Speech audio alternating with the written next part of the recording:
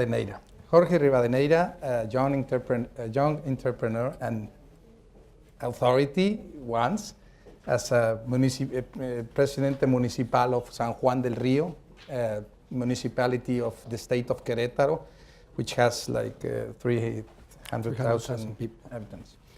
Jorge has been also an industrial developer, making industrial parks.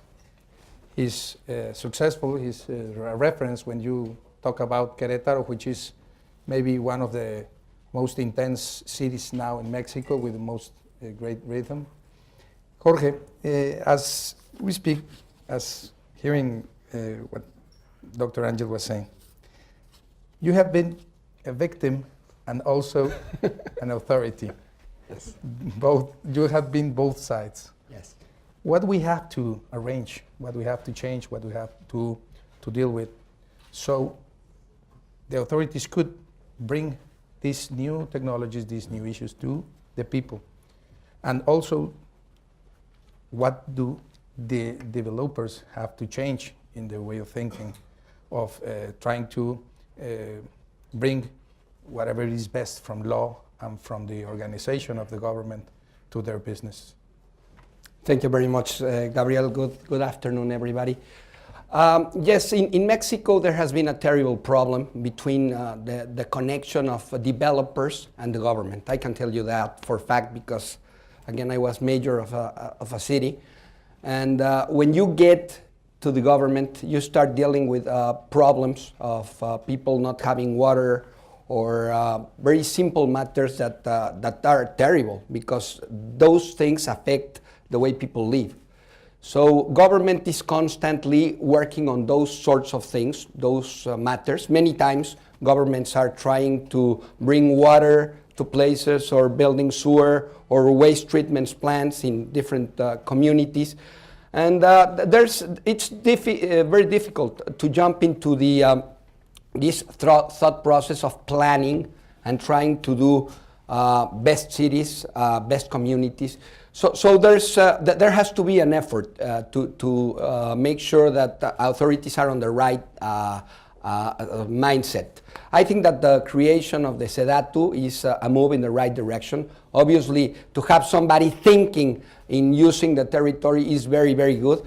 And what needs to happen now is that developers, we need to start making smarter decisions with the help of the government. Again, today, the government is spending a lot of money trying to bring infrastructure to communities that have all kinds of problems related to transportation, to roads, to water, to electricity, all those things. And we, as developers, have been in the past focused on trying to get the available land, the only available land, because that's what we can get. And after we get the land, we start like building something that ends up being very, very expensive, and many times it's not the best thing for the people. So I think there's the opportunity in Mexico because the population is growing. There's a lot of investment going into Mexico. We hope it keeps going in spite of some of the things that we have been listening in the campaigns here. But we hope that investment keeps going to Mexico and to have this very strong North American pole. But what we need to do is to use this opportunity of this huge population, this place where technology from all over the world is available. We have technology from the US, we have technology from Americas, we have technology from Europe, we have technology from Asia.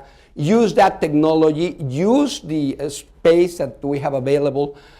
Make sure, the authorities have to make sure that the space is available. Let me just refer something historic matter that happened in Mexico.